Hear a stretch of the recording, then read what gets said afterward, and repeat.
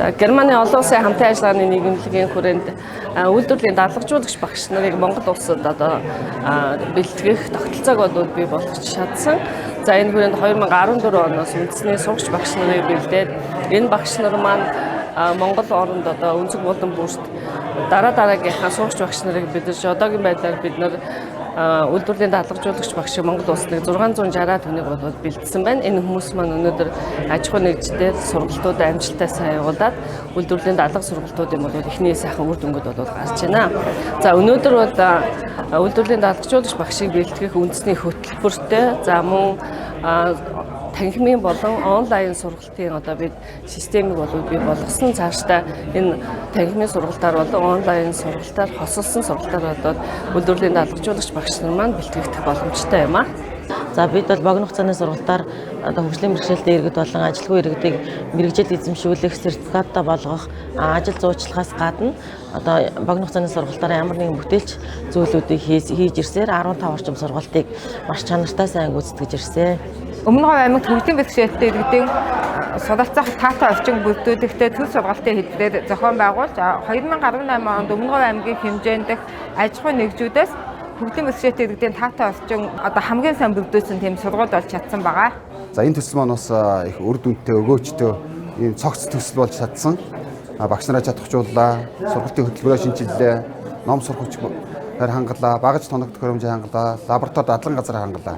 За энэ маань одоо Монголын мэрэгжлийн боловсролын салбарын суралцагч төгсөгчдийн маань хэр чадамжтай, хэр чадaltaй, хэр идэвхтэй сурсныг одоо бас олон улсын уралдаан тэмцээнүүдэд гаргасан амжилтаараа бас бид бүхэн энийг баталж чадхаар болсон. Төсөл хэрэгжснээр өмнө нь бол манай дадлагын газар 1960-аад онд одоо үйлдвэрлэсэн тоногдох хөрөмжөөр ажиллаж байсан бол одоо орчин үеийн хай-теч хамгийн сүүлийн үеийн тоногдох хөрөмжүүд дээр суралцагчид маань ажиллаж байна. За ингэснээр бол чадамжтай суурилсан сургалтын хөтөлбөрийн дагуу бол жижиг төслүүд боловсруулахад одоо маш их одоо үр дүнтэй явагдаж байгаа манай сургалтууд онлоор үзсэн жижиг төслөө тоногдох хөрөмжөн дээр хамгийн сүүлийн өндөр технологиор үйлдвэрлэх боломжид бүрдсэн байгаа.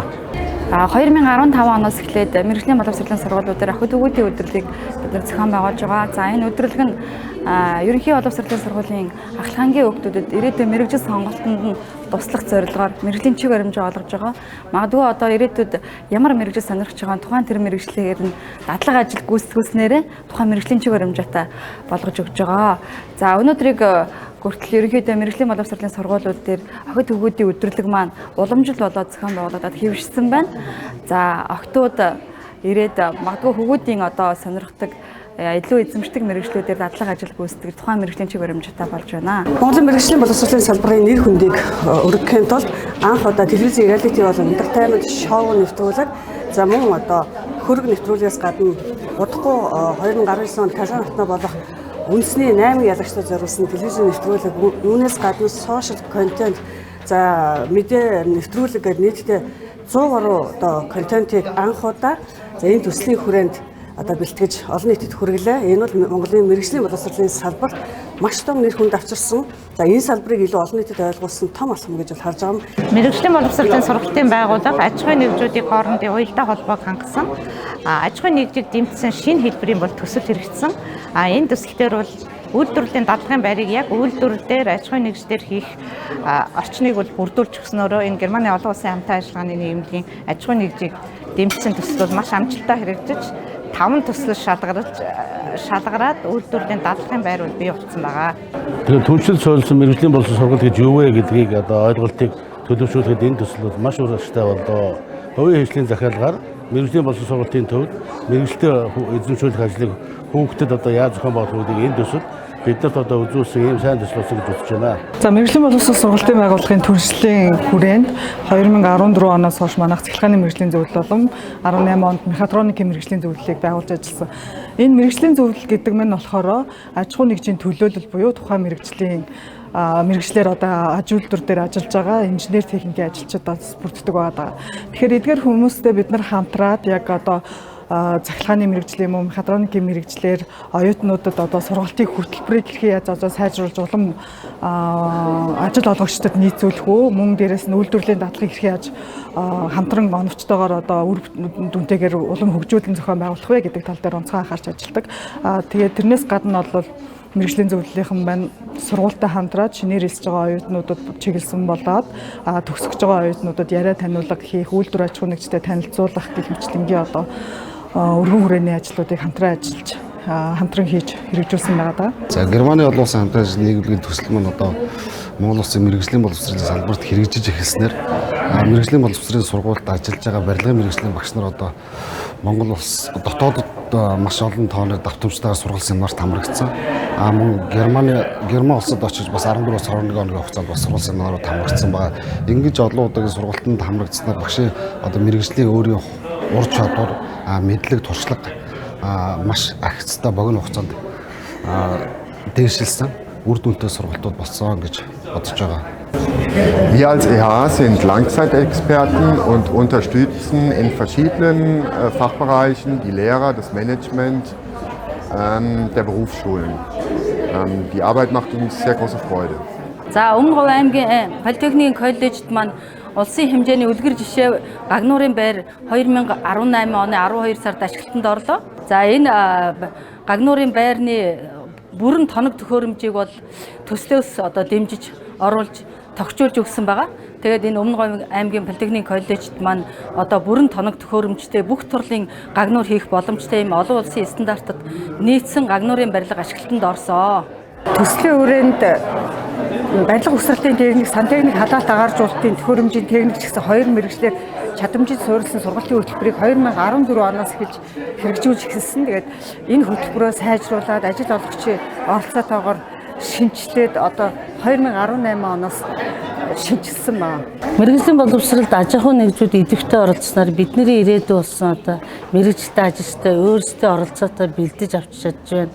Мөн дээр нь бол мэргэжлийн боловсролын сургалтын байгууллагын хөтөлбөрүүд бол уян хатан болж яг бидний хүсэж байгаа тэр мэргэжлүүдээр ямар онолыг үзчихэж бидний шаардлагыг хангасан ажилчин бэлтгэв гэдэг дээр оролцоогоо оруулж чадж байгаа энэ бүх сайхан боломжуудыг төслийн хэмжээнд маш сайн гарч ирсэн учраас энийг цаашаа одоо бодлогын хэмжээнд төрн тэр хувийн хөвшил төрийн бус байгууллагууд аж ахуй нэгжүүд энэ төслийн үед байсан төвшингээс нь ахиулж авч яваасаа гэж хүсэж байна.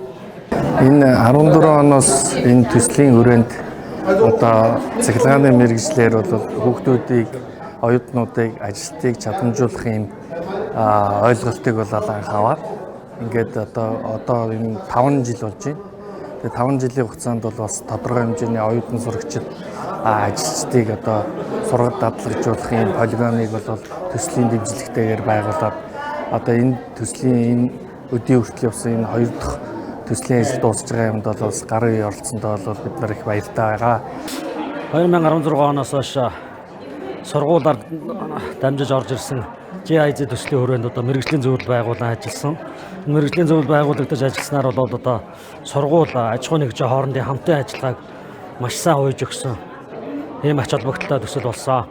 Өмнө нь бол одоо сургууль аж ахуй нэгжүүд тусдаа хоорондоо ийм хоёр ондоон одоо үйл ажиллагаатай гэж ойлгогддог байсан. Зөвхөн одоо хүүхд дадлгаар авах хэмжээнд л одоо харилцаж ирсэн бол нийгмийн түншлэлийн хүрээнд одоо мэргэжлийн зөвлөл байгуулагдсанаар энэ хоёрын одоо харилцан холбоо уялдаа маш сайжирж эхэлсэн.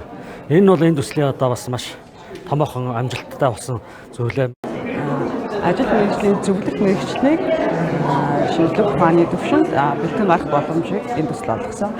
Нийгэм хамгаалалт хөтөлбөрийн яам, боловсрол шинжлэх ухааны яам, Германы хамтын ажиллагааны байгууллага ашигт малтгуулын салбарт дах түншлэл суурилсан мэргэжлийн боловсрол сургалт төслийн хүрээнд Монгол Улсын их сургуулийн салбар дундын хөтөлбөр хамтран Монгол улсад анх удаа ажил мэргэжлийн чиг баримжаа олгох чиглэлээр мэргэжлийн 26 магистрийн оюутнуудыг төгсөн гаргалаа.